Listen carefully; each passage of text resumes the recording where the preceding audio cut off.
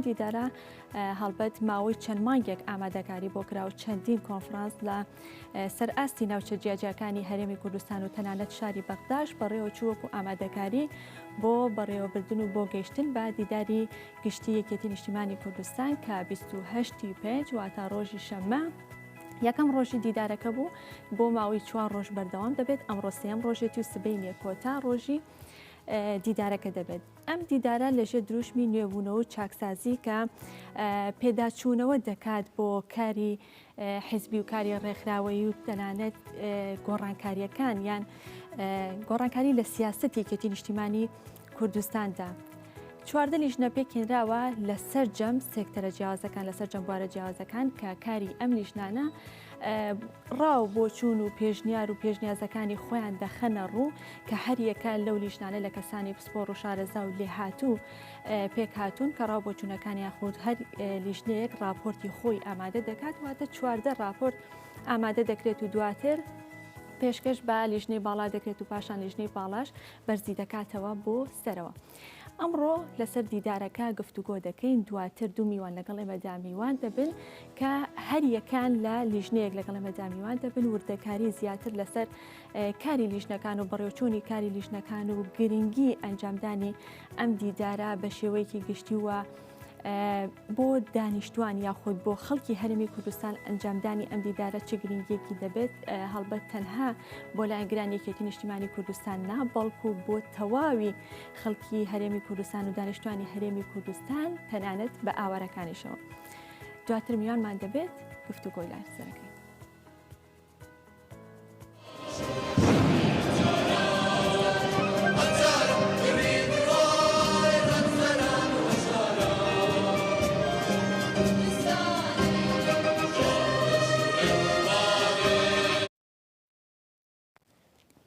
هاوار مستەفا خان کە بەڕێزیان ئەندامی لیژنەی ئابووری و دارایی و بەڕێوەبردنن لە هەمان کاتدا میدیاکار و سینەماکارن لەم بەشەی پرۆگرامەکە لەگەڵ ئێمە ئامادە دەبێت و گفتوگۆی لەگەڵا دەکەین سەبارەت بە دیدارەکە و لە پێشانگای نێودەوڵەتی سلێمانی و لە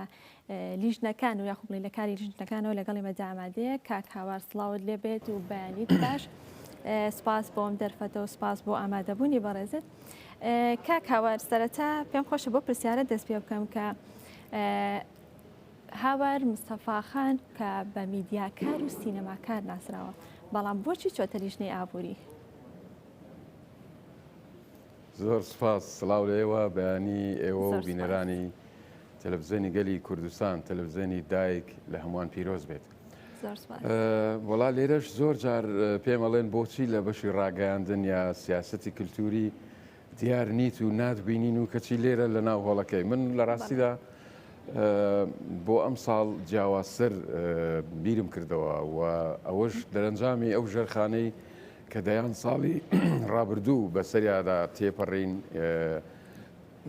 ئەزمونمان کرد لەوە تێگەیشتین کە پێویستە ئێمە گۆڕانکاری لە هەموو سێکتەرەکان بە دیوی وەبەرهێناندا بیکەین. یعنی ئێستا هەر دامەزراوەیەکی یەکێتی نیشتیمانی کوردستان بە دڵنیاییەوە پێویستی بەوەیە بێزگە لە ئامانج بێزگە لە پەیام بێزگە لە کارەکانی تری ناو ئەو هێزە کە بەشدارە لە حکومڕانی وەک چۆن لە شۆڕشێکی گەورە لە شاخ سەرکەوت ئێستاش پێویستی بە گۆڕانکاریەکی تر هەیە لە حکومڕانی دوای 30 ساڵ ئێمە هەمومان نەزانین ئەم حکومڕانیە بەکەم و کورتیە بۆیە پێویست ئەکات کە پێداچوونەوە بکرێت. یەکێک لەم سیاسەتانەی پێداچوونەوە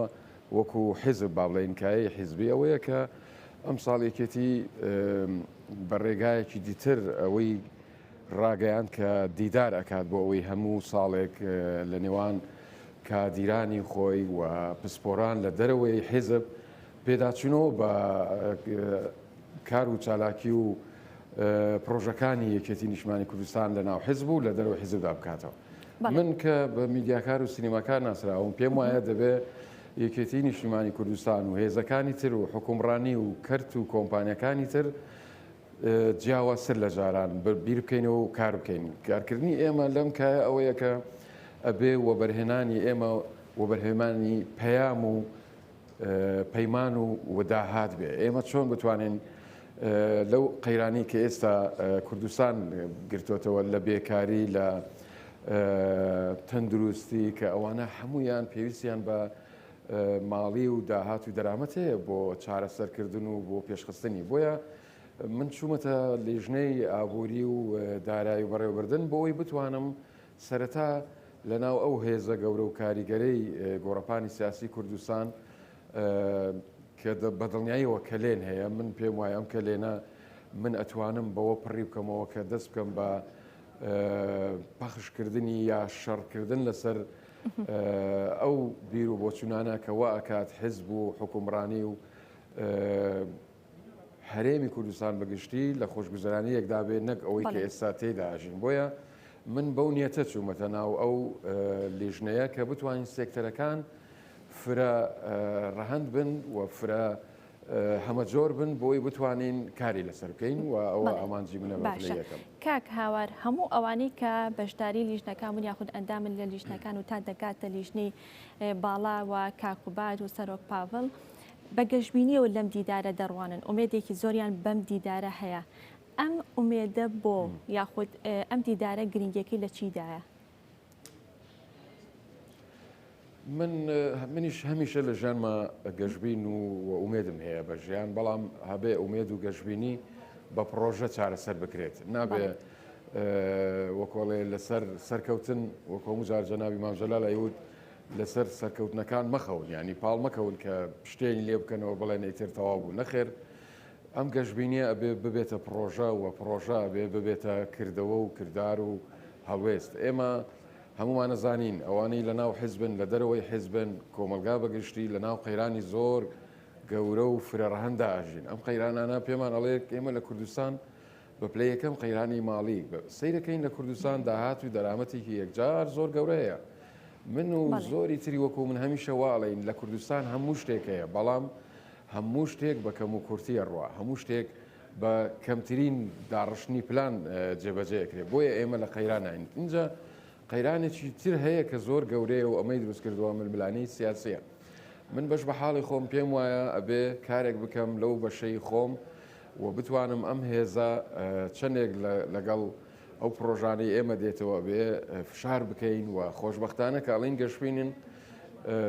من وەکو کەسێک کە ڕەنگە هیچ پلە و پۆست و پایەکم نییە لە ناوێکێتی نیشتمانی کوردستاندا بەڵام بە خۆشحاڵیەوە ئەیڵێم کە من شانازی ئەەکەم کە لە ناو ئەو دیدارەدا بەشدارم و ڕێز و حرمەتمان لێ گیراوە و بانگێش کراوین و منیش پرۆژەی گەورە و گرانم هەیە بۆ منفعەتی کاکاوارەکەتی نیشتمانی کوردستان توانیوێتی لەم دیدارەدا سوود لە توانا و سەرنج و لێهاتووی کەسانی پسپۆڕی دەرەوەی حیزب ببینێت لە دیدارەکەدا بە پێشکەشکردنی سەرنج و پێشنیارەکانیان بەدڵنیاییەوە من دڵنیا دەکەم لەوەوە ئەبێ ئەوەش بڵێن ڕەنگە هەموو کەس بەهۆی وەکو باسمان کرد گرفت هەیە لە کوردستان ڕەنگە هەموو کەس نێوێت بێت یا کەسانی خۆیان دوورە پەرێز بگرن من یەکێک بم لەوانەی زۆر خۆم دوورە پەرێز گرت بوو بڕیارمدا پێشوازی لەم داوەتە بکەم بڕیارمدا بەشدار بم لەم دیدارە بۆ ئەوەی بتوانم لەناو ئەو هێزەدا گەڕوتین بە کەرتەکانی تری بواری ژیان و هونەر و کللتور بدەین کە ئەو کردەی من زۆر گرنگی پێدەم کەرتی سینەما و درامایە یا هونەرە جوانەکانە بگشتی بەڵام بە تایبەتی سینەما و دراما. بەڵێ کاکاوەر هەڵبەتە بەڕێستان بە چەند پرۆژەیەک بەشداری دیدارەکەتان کردو بەڵام پێشەوەی کە باسە پرۆژەکانی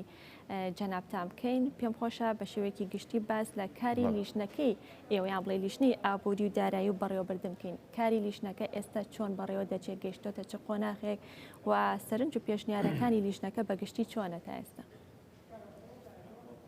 بەڵێ زۆر سپاسەکەم خۆی بۆ پێ ئێمە لەو لێژنیان پێم خۆش بووکە و پرسیارەت کرد دیارە پێش دەستپێکردنی ئەم دیدارە لە هەموو شار و ناوچەکان ئەم دیدارە بەڕێوە چوو و هەر کەسێک لەم بوارانەدا پسپۆری ئەم بوارانە گەڵاڵەی بیر و بۆچوون و پرۆژەکانی خۆیانیان کرد هەمووی کۆکرایەوە ئەمڕۆ یا لەم دووسێ ڕۆژەی ڕابردوو کۆکرایەوە بۆی لێرە بەگشتی ئێمە گەڵاڵەی پرۆژەکان بکەین وەکو جەنابیش لە پێشەکیدا ئاماژەت پێ کرد ئێستا بەشی ئێمە لیژنەی ئابووری و دارایی و بەڕێوەبردن کە سێ چەمک و دەستەواژن هەرسێکیان پەیوەستن بە حکومڕانی بە خەڵک بە خۆشگوزەرانی. بۆیە ئێمە لەم لیژنێدا زۆر بە گەرم و گوڕی دڵنیام لە بەشەکانی تری جوان، بەڵام ئەوەی ئێمە ڕەنگ بێ زۆر هەستیار بێ و ڕاستە خۆ پەیوەندی بە ژیان و گوزەرانی خەڵکەوە هەیە کە ئابووری و بەڕێو دارایی و بەڕێوەبردنە. ئێمە لەم لیژنێدا کە لە هەموو ناوچەکانی کوردستان، شارەکانی کوردستان ئەندامی ڕۆژانە گەنگەشەی ئەم باساناکەین، زۆر بەبایەخەوە باسی سێکتەرەکانەکەین. من پێشبینیم کردو بوو کە مەسلەی کەرتی سینەما و دراما بە هیچ شێوەیەک گوێبیستی نابم هەرواش دەرچوو.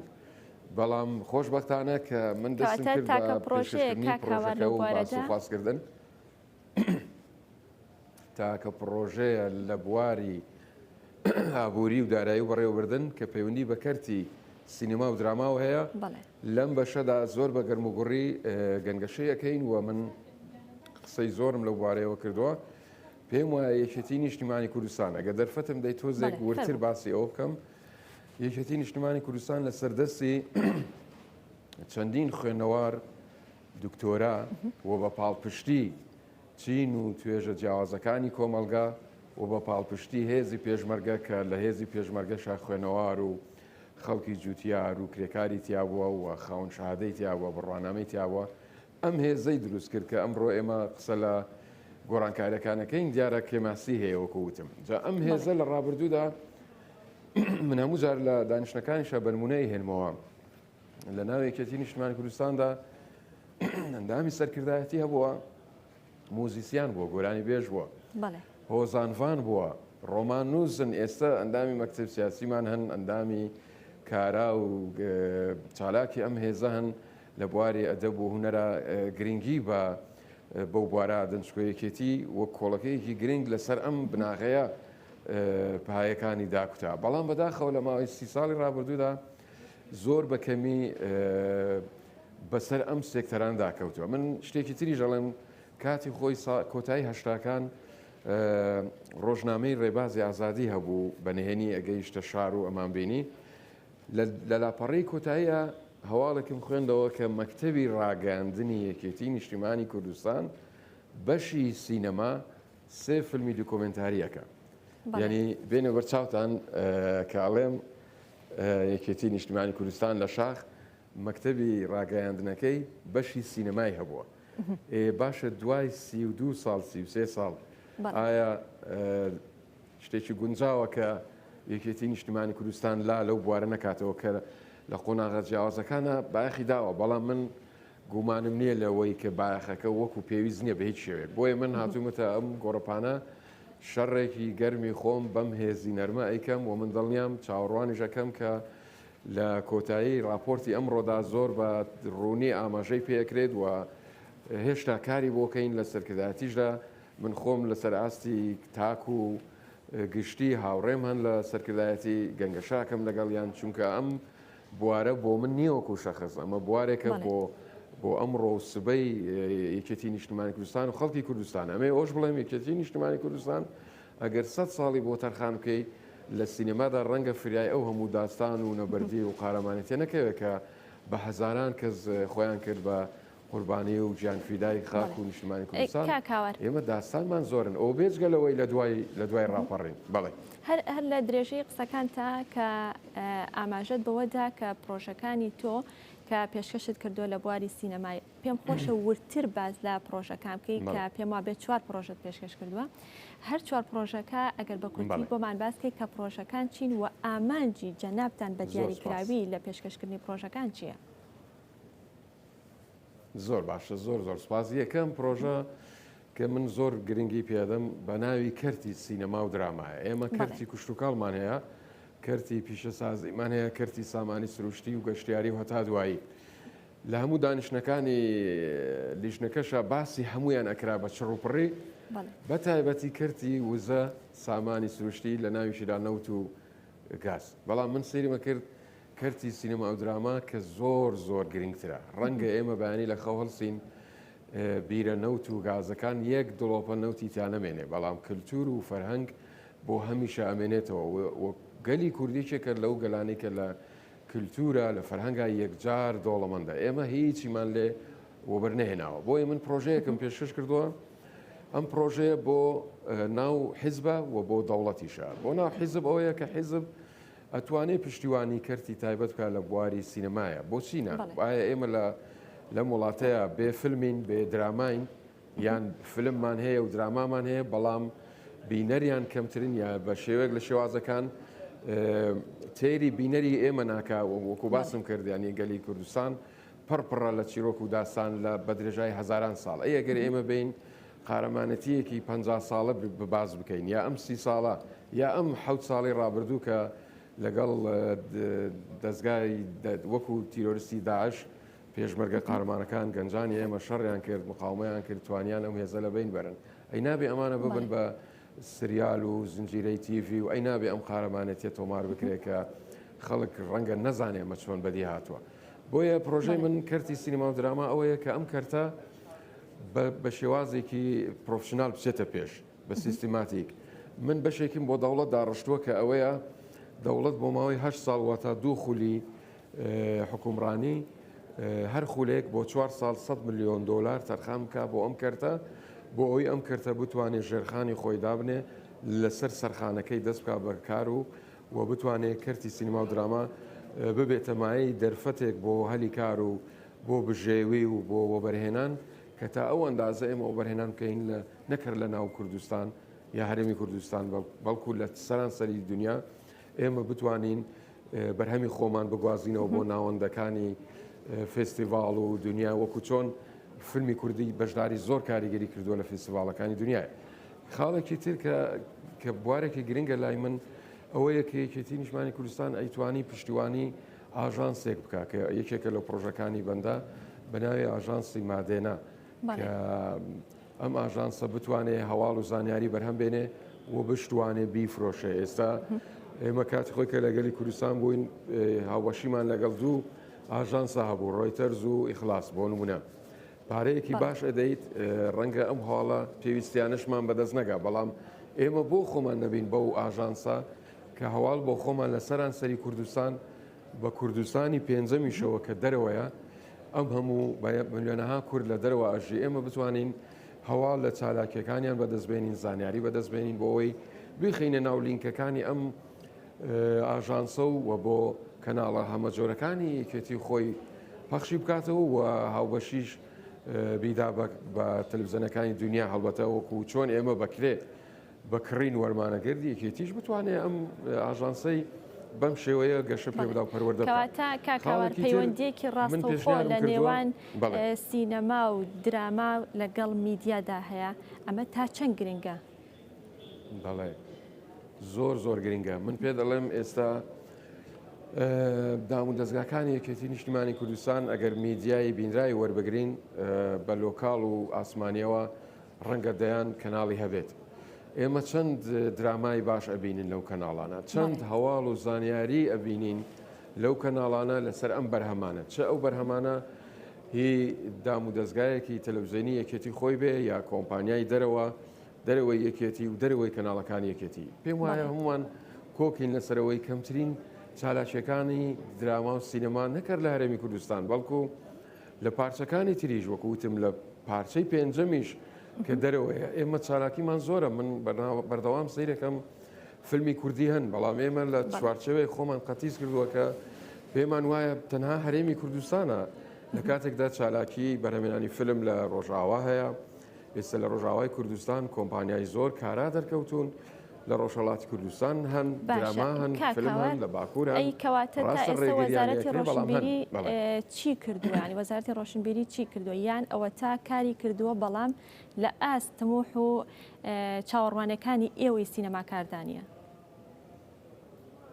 من سوپاسی هەموو ئەو وەزیرانە ئەەکەم لە ڕابردوودا کە کاریان لەم سێکتەرە کردووە بە تایبەتی وەزارەتی ڕۆشنبیری. بەڵام من پێم وایە وەکو باسم کرد یەکێک لە پرۆژەکانیشم پەیوەندی دەق و دەق بەم وەزارەتە هەیە.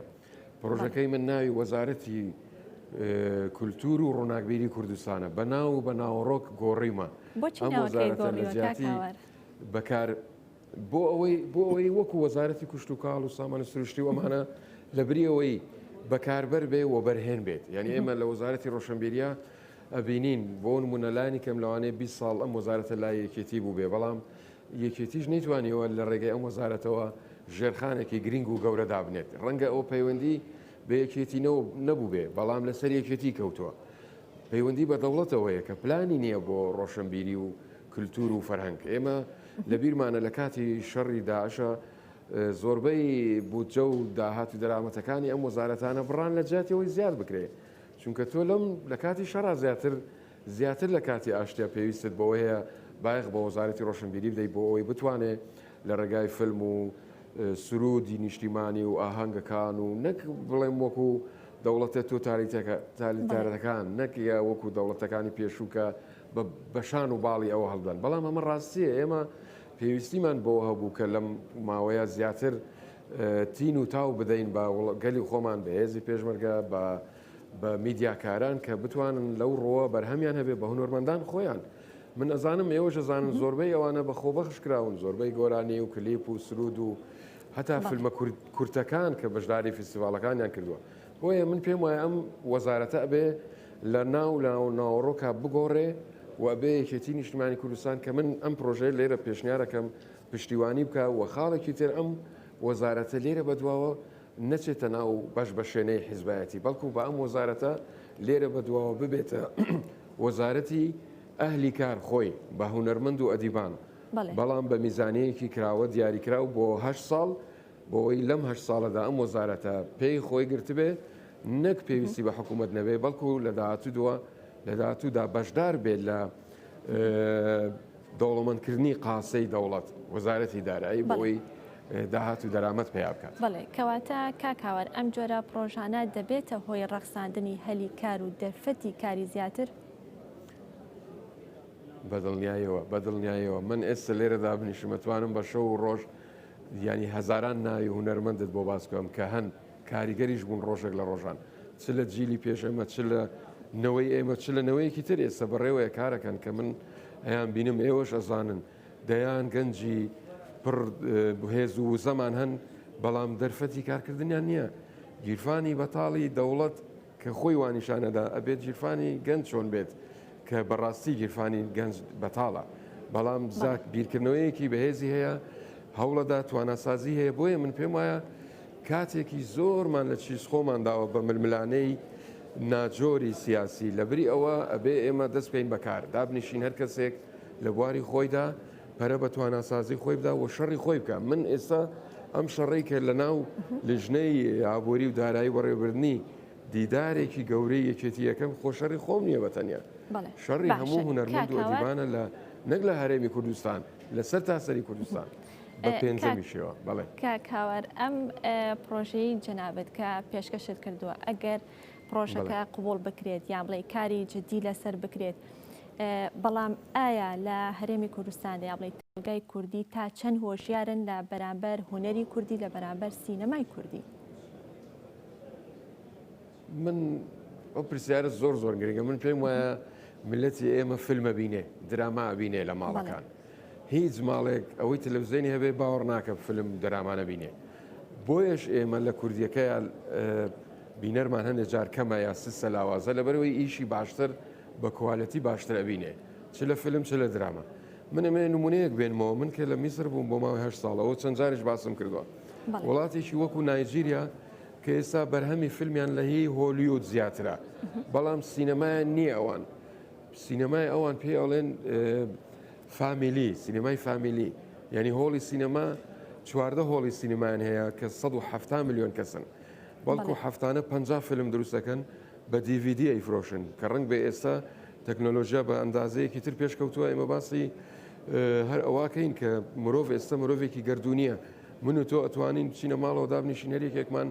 کەناڵی تایبەت بە خۆمان دروست بکەین و سەر تاسەری دنیاش ببینێ کەواتە ئێمە ئەو سنوورە وەهمیانەی گریمانەیە کە کوردستانی دابش کردووە نەماوە ئێمە ئەتوانین بەرهەمی خۆمان لە ئاسمان لە دەوڵەتێکی ئاسمان بۆ هەموو کوردستان و دەرەوەی کوردستان پەخش بکەین و قەت نەڵێن ئێمە 5-6 میلیۆنین لەم بەشە هەمیشە بڵین ئێمە 6 میلیۆنین و ئەتوانین بەرهەمەکانمان بۆ میلەتانی تریش بکەین بە وەرگێڕان و دۆبلاژ کە ئێوازانن زۆربەی بەرهەمی بیانی لای ئێمە بە دۆبلاژ دەستەکانت خۆش بێ کاکاوەر زۆر سپاس مادومان کردی بە ئومێدی سەرکەوتنی پرۆژەکە زۆر سپاس بۆ هاوار مستەفاخان کە بەڕێزیان ئەندامی لیژنەی ئابووری و دارایی و بەڕێوەبردن و لە هەمان کاتدا میدیاکار و سینەماکارن. بەڵێ عزیزان ئەچینە لای راپۆرتێک هەر تایبەت بە دیدارەکە و دواتر لەگەڵتان بەردەوام ببین. مامۆستایانی زانکۆ ئاماژە بۆ دەکەن دیداری یەکێتی نیشتیمانی کوردستان بۆ ئەم قۆناغە گرنگی زۆری هەیە. بۆ یەکەم جارە لە کوردستان حیزبێک دەیەوێت بە بەشداری هەموو کادیران و ئەندامانی پێداچوونەوە بەسەر لەبەری سیاسەتەکانی دابکات و ڕوئیا و پلانی استراتیژی نوێ سەردەمیانە دابڕێژێتەوە کە بگونجێت لەگەڵ خواست و داواکاریەکانی کۆمەڵانی خەڵکی کوردستان. هەموو کۆمەڵانی خەڵکی کوردستانەوەیان بینی کە هیچێتی جارێشتر دەستی پێکردەوە بەوەی کە خۆی ڕێکخاتەوە ببێتە جێگای ئومێدی خەڵکانی کوردستان. ئەمە دەزانین بەر لە 47 ساڵ میلەتی کورد لەو پەڕی ناومێدی و بێهیواییدا بوو بۆی کە نسکۆیەک لە گۆڕێ بوو خەڵک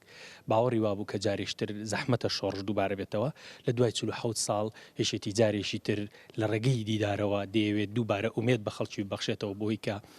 خەڵکانی کوردستان ئێمە دەزانین خەڵکی هەرێمی کوردستان ئێستا لە قەیرانێکی دارایی و نەتەوەیی و سیاسی و هەمووان دەزانین خەتەریاتێک لەسەر هەرێمەیە. لە دیداردا یەکێتی نیشتیمانی کوردستان دەیەوێت هەوڵ دەدات کە ئەمە لە چەند مانگی داهاتوو توانین بڵێم لە چەند هەفتەی داهاتوو ئەو دەرەنجامانە دەبینین کە یەکێتی جارێکی تر ئومێد بە خەڵک دەبەخشێتەوە بۆی کە هەرێمی کوردستان هەنگاوێکی گەورە بەرەو پێشەوە دەبێت. یەکێتی نیشتیمانی کوردستان لە سەردەمی بێ ئومێدیدا ئومێدی بە کۆمەڵانی خەڵکی کوردستان بەخشی و ئێستاش هەموو چاوەکان لەسەر ئەنجامدانی دیداری یەکێتین و هەمووانش لە بەردەم ئەرک و بەرپرسیارەتێکی گرنگ و مێژوویدان تاوەکو بە یەکخستنەوەی هەنگاوەکان یەکێتی نوێ بکەنەوە و گۆڕانکاری گەورە بکەنە مژدانە بۆ خەڵکی کوردستان و نەخشەی داهاتوو بنەخشێنن. هەروەک دەزانین کە پرۆسەی دیداری یەکێتی 6 مانگی خایان لەو نێوانەدا نزیکەی 130 کۆبوونەوەی لیژنە جیاوازیەکان کراوە. سەرجەمتی نوێ توێژە جیاوازەکان بەشداریان تێدا کردووە بەدەر لە هەواداران و دەنگدەران و کادیرانی یەکێتی، نوێنەری کاسبکاران و سەرجەمتی نوێ توێژەکان، نوێنەری پیشەوەران، فەرمانبەران، مامۆستایان و ئەندامیان هەبووە لە ناو لیژنەکاندا. بەجددی دیداری یەکێتی هەنگاوێکی ڕاستەقینەیە بەرەو چاکسازی، دیداری یەکێتی هەنگاوێکی ڕاستەقینەوەیە بەرەو نوێبوونەوە، هەنگاوێکی ڕاستەقینەیە بەرەو داڕشتنەوەی سیاسەتێکی تەندروست و سەردەمیانە. یەکێتی نیشتیمانی کوردستان حیزبی داهێنان و نوێبوونەوە و تازەگەر لە پاڵ چەندین شانازی تر کە مێژووی 47 ساڵ خەبات و تێکۆشانی یەکێتیە. لەم دیدارەدا یەکێتی خۆی بۆ کاری داهاتوو لە هەموو بوارەکاندا ئامادە دەکات و پلان و استراتیژی نوێ دادەڕێژێت. بۆیە هاوڵاتیان ئومێدی زۆریان بە دیداری یەکێتیە کە حیزبی کۆمەڵانی خەڵکی کوردستانە و پێویستی هەموو قۆناغەکانیشە بۆ کوردستان و عێراق. ئیبراهیم عەبدوڵڵا، گەلی کوردستان، ڕانیا. خەیاڵیان خاوە نەتەوەی کورد نەتەوەیەکی زیندوو تێکۆشەر و کۆڵ نەدەرە بۆ هەتا کوردێک بابێ کەرکووک شاری کوردستانە. من پێم وایە کوردستان واز لە هەموو شوێنێک دێنێ، بەڵام کوردێک نییە یەک تاکە کوردی بەشەرەف نییە دەست لە کەرکووک و ناوچەی کەرکووک هەڵگرێت. شەنگار و تلەفەر و زمار و شێخان برۆوە بەرەو خوار بۆ خانەقین و مەندەلی و بەدرە و جەسان هەمووی خاکی پیرۆزی کوردستانە. هەر لە پێشەنگەی نێودەوڵەتی سلێمانی و تایبەت بە دیداری یەکێتی و کاری لیژنەی ڕاگەاندن دەچینە لای دکتۆر ئەمیر نامێق کە بەڕێزیان ئەندامی لیژنەی ڕاگەاندنن لە دیداری یەکێتی و بە شێوەیەکی ڕاستەوخۆ لە پێشەنگەی نێودەوڵەتی سلێمانی و لەگەڵ ئێمەدا ئامادەیە. دکتۆر ئەمیر سڵاوت لێبێت و بەیانیت باش، سپاس بۆ ئامادەبوونی بەڕێستان. دکتۆر ئەمیر، سەرەتا ئەمەوێت بەوە دەست پێ بکەم کە زۆر سپاس سنوورخان. زۆر سپاس. سەرۆک پاڤڵ تاڵەبانی کە لە یەکەم ڕۆژی دیدارەکەدا ئاماژەی بەوەدا کە ئەگەر باشترین و ڕێک و پێکترین کۆنگرەمان ئەنجام بدایە ئەوە پێویستمان بەم دیدارە هەر دەبوو. گرنگی ئەم دیدارە لە چیدایە؟ بڵێ دیارە یەکێتی نیشتیمانی کوردستان لە یەکەم لەحزەی دامەزراندنیەوە نوێ بوو لە بیر و باوەڕ، لە فکر و ئایدۆلۆژیا، لە فەلسفەی سیاسی، لە تێڕوانین، جیاواز بوو لە حزبەکانی تر چێتیش ماوەیەک بوو کۆنگرینە کردبوو و کۆمەڵە کێشەی هەبوو کێشەی ناوخۆی خۆی هەبوو کەم و کوڕی هەبوو بە تاکید کۆنگرە لە کات و ساتی خۆیدا ئەنجام نەدرێ ئەو کێشانی کە هەیە کەڵەکە دەبێتن و دەبێتە هۆکاری هەندێک جار دەبێتە هۆکاری جمود بوون لەم ماوەیە دوای ئەو هەموو کێشە و وەزعان و بارودۆخەی بەسەر ڕۆژهەڵاتی ناوەڕاست داهات بەسەر عێراق داهات بەسەر ئەحزابە سیاسیەکانی کوردستان داهات ئەم دۆخەوای کرد چێتی لە کات و ساتی خۆیدا نەتوانین کۆنگرە پێ بەڵام کاتێکە کۆنگری ئەنجامدا بە تاکید هەموو کێشەکان نەدەکرێت لە ئانوساتێکدا لەم کۆنگرەیە حەلبێ و لەگەڵ ئەوەڵدا دراسەیەکی وردی معقول بۆ هەموو سێکتەرە جیاوازەکان بۆ ڕئیا بۆ بیر و فکر و فەلسەفەی سیاسی یەکێتی نیشتیمانی کوردستان لە بە چەند ڕۆژێک کە ناو کۆنگرە ئەنجامەدرا ڕەنگە نەتوانرا بە ئاسان بێ لەبەرەوە لە ناو کۆنگرا کە بڕیاردرا بەردەوامی هەبێ دەسەڵاتدرا بە سەرکردایەتی و سەرکردایەتیش ئێستا ئەم دیدارە ئەنجامەدرێ بۆ هەموو سێکتەرە جیاوازەکان بەڕێز سەرۆک پاڤڵ بابنتی ڕوانینی یەکێتی نیشتیمانی کوردستان بۆ چوونەکانی لە یەکەم ڕۆژی دیدارەکەدا بە وردی خستۆتە ڕوو بەتاکید ئەوەی ئێستا کە دەگوزارێ ئێمە دەمانەوێت لەم دیدارەدا لە هەموو سێکتەرە جیاوازەکان بتوانین بە دراسەیەکی ورد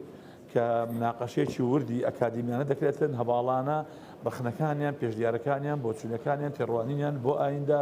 بۆ فکر فەلسەفەی سیاسیێتی بۆ تێڕوانینەکان بۆ هەنگاونان لە کوردستان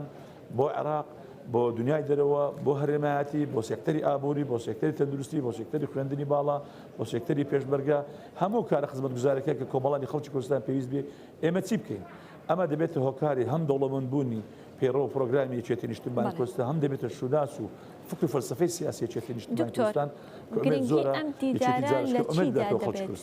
گرنگی ئەم دیدارە لە چیدا دەبێت ئەگەر بکرێتە نەریتێکی ساڵانە و ساڵانە ئەم دیدارە دووبارە بکرێتەوە گرنگی ئەم دیدارە هەموو لاک دەزانن گۆڕانکارەکانی ناوچەکە خێرایە گۆڕانکارێکە ڕۆژهەڵات و دنیای دەرەوەش خێرایە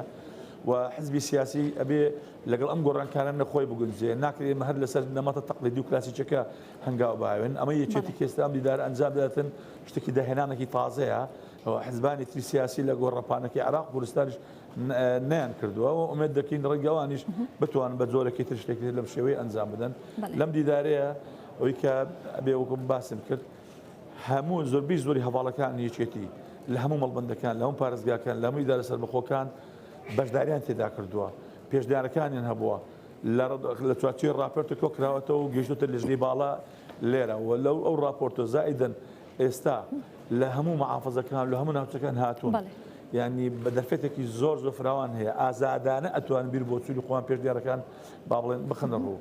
لە ئایندەیەکی نزیکدا ئەو راپۆرتانە بۆ هەر سێکتەرێکی جیاواز کە پەسەند دەکرێت لە سەرکردایەتێکی نیشتیمانی کوردستان لە 2010دا لای ئێمە وەکو لێژنەکان ئامادە دەکرێت کە ئیدەی سەرکردایەتی ئەمە راپۆرتێکی ئەفەوی نییە چەند هەواڵێک لە مەکتەبی سیاسییان سەرکردایەتی حزب بڕیار بدە یان یەک کەس بڕیار بدە بەڵکو بڕیارێکی کۆدەنجی دەستە جەمعی هەواڵانەی کادر و ئەندامانی چێتی نیشتیمانی کوردستان و سەرکردەکانی چێتی نیشتیمانی کوردستانە ئەمە بۆ خزمەتکردنی خەڵکی کوردستانە و لە ئایندەیەکی نزیکدا ئەنجامەکانی بەدیەکرێت کە چەندە لە بەرژەوەندی خەڵکی کوردستان و تێڕوانین یەکێتی نیشتیمانی کوردستان لەمە دوو ئەمە دەبێتە بەشێک لە دەستور و چارڕێگا ڕاستەقینەکەی یەکێتی نیشتیمانی کوردستان لە چوارچێوەی پێڕە و دەستوری یەکێتی نیشتیمانی کوردستان. دکتۆر ئەمڕۆ کە سێەم ڕۆژی دیدارەکەیە دەتوانین بڵین لە ئێستا بەدواوە کاتی دانیشتنی لیژنەکانە بەڵام بە شێوەیەکی گشتی کاری لیژنەکان لە دوو ڕۆژی ڕابردوودا چۆن بووە ئایا هیچ لیژنەیەک توانیوێتی راپۆرتی خۆی پێشکەش بکات یاخودەوە تا هەموو بەیەکەوە راپۆرتەکان ئامادە دەکەن و سبەینێ پێشکەشی دەکەن کارەکان بەکوێ گەیشتون؟ بەڵێ لە ڕۆژی یەکەم و دومی هەموو لیژانەکان ئیشی خۆیان کردووە و راپۆرتێکی زۆر پێکراوە شانبەشانی ئەو راپۆرتانێکی پێشتر لە مەڵبەندەکان هاتووە و ئەم دوسێ ڕۆژەش براقەشێکی زۆر کراوە هەواڵان جگەل لە تێبینەکانیان ڕەخنەکانیان پێشدیارەکانیان بەشێکی زۆریش بە نووسی تێبینەکانی خۆیان نووسی و راپۆرتی خۆیان نووسیوانە داوێنێتەن لێژنەکان بە تاکید ئەم ڕۆژ جارشکە جێ لە هەموو هەواڵان دەگیری هەموو لایەک مناقەشەی دەکەین دوای ئەوەی کە ئەو چەند ڕۆژەیە کراوە هەر کەسەر لێژنێک و راپۆرتەکانی خۆی کە خاڵبەندی کردووە ئامادەیەکە لە 2010 ئەخرێتە دەنگدان و پەسند دەکرێت لەلایەن ئەو لێژنەوە و ئەمە لەلایەن لەژنەی باڵاشەوە هەم راپۆرتەکان تەوحید دەکرێت دێتە کۆبوونەوەی سەرکردایەتی. بەڵێ ئەنجامدانی ئەم دیدارە دکتۆر چ ڕنگدانەوەیکی دەبێت لەسەر خەڵک بە شێوەیەکی گشتی کە دەڵام خەڵک مەبەستم تەنها لە ئەنگرانی یەکێتی نیشتیمانی کوردستان یا بەڵکو تەواوی خەڵکی هەرێمی کوردستان تەواوی دانیشتوانی هەرێمی کوردستان تەنانەت بە ئاوارەکانیشەوە. دەستخۆشن خان بۆ پرسیارەکەت بە پرسیارێکی زۆر هەمەلایانەی ئانیە بۆ ئێستا زۆر دەگونجێت. دیارێکێتی نیشتیمانی کوردستان بۆ خەڵ لەدایک بووە بۆ گەل لەدایک بووە هەمیشە لەگەڵ ئەودا بۆ گەل بەجێ نهێڵێ و ئەم دۆخی ئێستا کە ڕووی بڕووی عێراق بووە و بە تایبەتی هەرێمی کوردستان ئەگەمە دیقەت دێن تووشی جمود بوو لە زۆر سێکتەری جیاوازدا خەڵکی کوردستان چاوەڕوانی زیاتر لە یەکێتی نیشتیمانی کوردستان دەکات هەمیشە یەکێتی ئومێدی بەخشیوەتەوە بۆ خەڵکی کوردستان وەکو باسمان کرد لە هەلەسی شۆڕشی نوێ کە یەکێتی نیشتیمانی کوردستان لەدایک بوو جارش کە ئومێدی بە کۆمەڵانی خەڵکی کوردستانداوە لە دوای ئەنفال کە هێزی پێشبەرێکی کوردستان بەرەو سنوورەکان ڕۆیشت و دیهاتەکان ڕوخێندرا و خەڵک ئەنفال کرا یەکێتی نیشتیمانی کوردستان جارشکە بە فۆرم مناوەڕکەشکە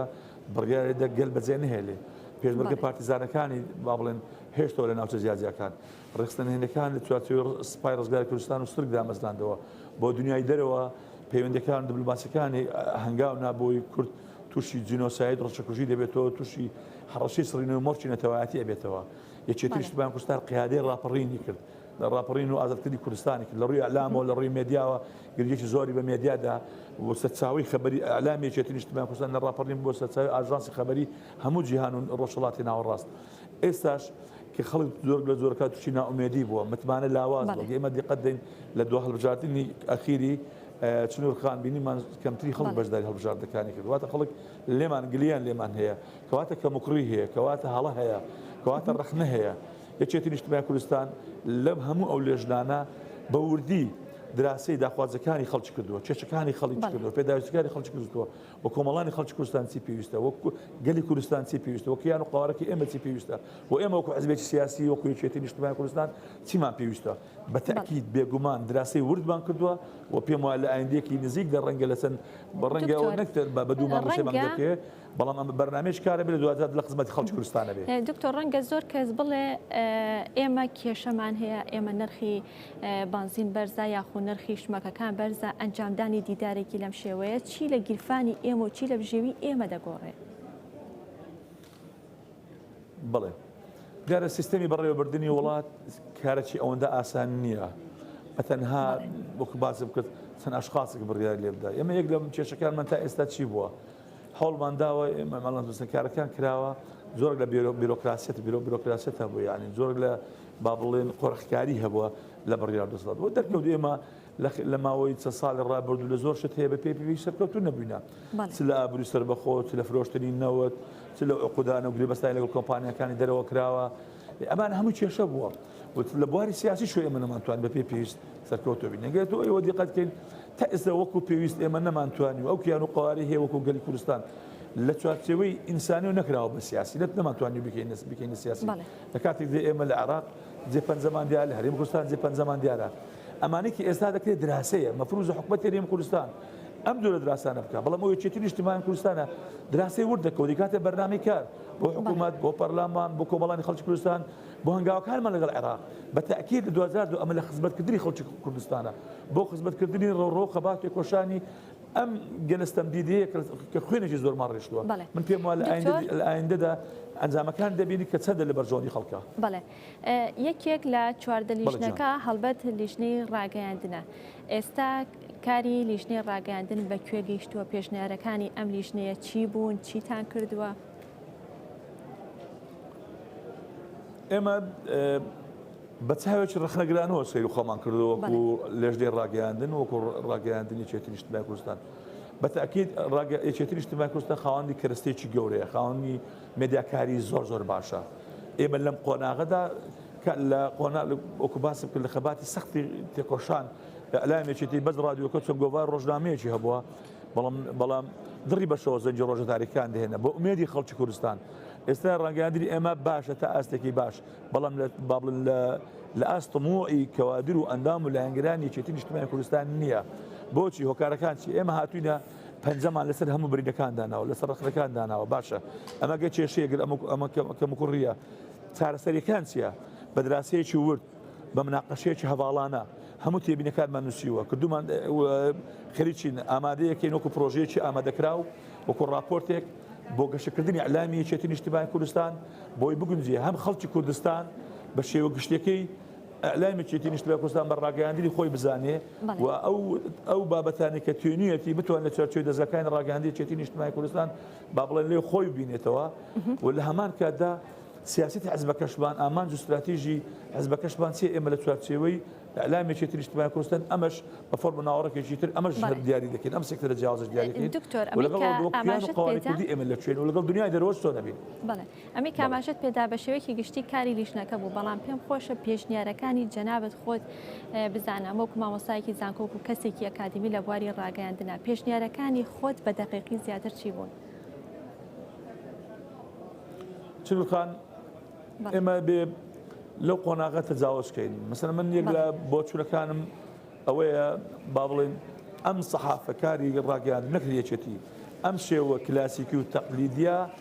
کرنیدان بەلایەن تەشریفاتی و گرنجان بە پێ هەڵدان و تەنافسی حزبایەتی و یەکتر شکاندن و زمانی زبر و زۆری بۆری و ئەعلامی ئەم قۆناغە پێم وایە بەسەر چووە خەڵک بێزار بووە لەم جۆرە خطابە ئەعلامیە ئەبێ ئێمە بەرەو قۆناغێک بڕۆین مەسەلە بۆ من لە بریتانیا BBC هەیە BBC هەم دەوڵەت هەم حکومەت بە مڵکی خۆی دەزانی هەم خەڵکیش با بڵێن زەماوەرش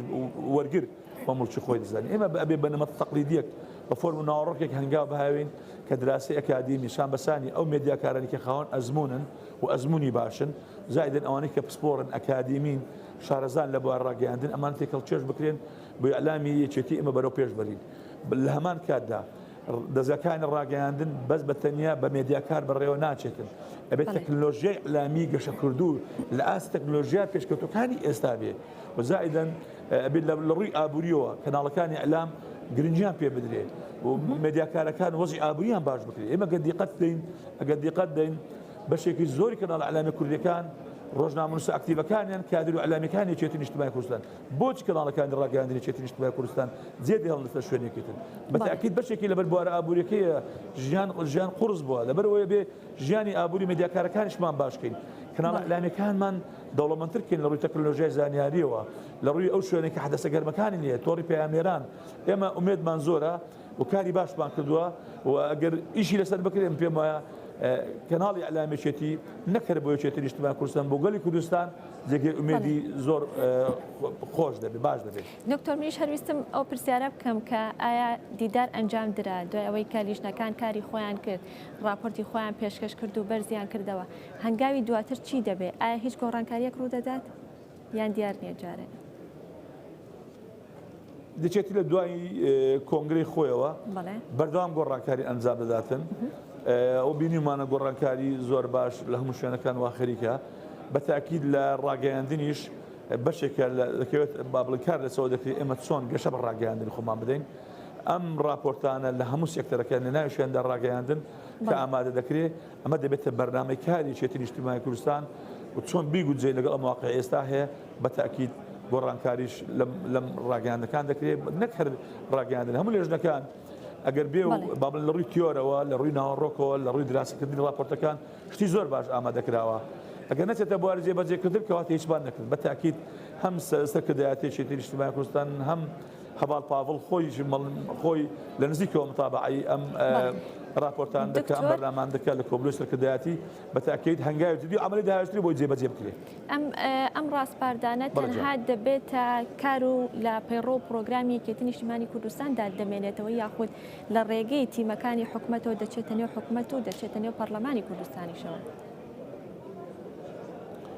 ئەم راپۆرتانە دەچێتە ناو کۆبنەوەی سەرکردایەتی پەیڕۆ پرۆگرام هەیە ئەبێتە پاڵپشتێکی باش بۆ پەیڕۆ ئەمە دەبێتە ڕوئیای یەکێتی ئەمە دەبێتە شوناسێکێتی ئەمە ئەبێتە بەرنامەی کاری یەکێتی لە چوارچێوەی پەیڕۆ و پرۆگرام و بۆ کۆنگرەی داهاتووش بەشێک دەی بۆ دەوڵەمەندکردنی پەیڕۆی ئەو خاڵانی کە گرنگ بووە کە فعلەن زانرا سەرکەوتوو بە گونجاو لەگەڵ ئەم قۆناغانەی ئێستا و قۆناغەکانی ئەو سەیقەبات پێگۆشان کە دێتە پێشیش ئەو کاتە لە چوارچێوەی پەیڕۆ ڕەنگە لە کۆنگرەی داهاتوو یان لە پلینۆم لە شتێک جێگەی دەکرێتەوە بەڵام ئەوەی ئێستا هەیە دەبتە شاڕێی بەرنامە و ئەجندای کاری یەکێتی نیشتیمانی کوردستان زۆر سپاس ماندوومان کردی زۆر سپاس بۆ دکتۆر ئەمیر نامێ کە بەڕێزیان ئەندامی لیژنەی ڕاگەیاندنن لە دیداری یەکێتیەوە. سپاس بۆی کە لە پێشەنگای نێودەوڵەتی سلێمانی لەگەڵ ئێمەدا ئامادە بووی بە ئومێدی سەرکەوتن و کاری باشتر و پرۆژەی باشتر و پێشنیاری باشتر. زۆر سپاس. بەڵێ ئەزیزان ئەچینە لای کۆتا بڕگەی پرۆگرامی ئەمڕۆمان کە تایبەتە بە کوردستانی نوێ. من هەوڵ دەدەم دیارترین ماشێتەکان و گرنگترینەکانیان بۆ ئێوە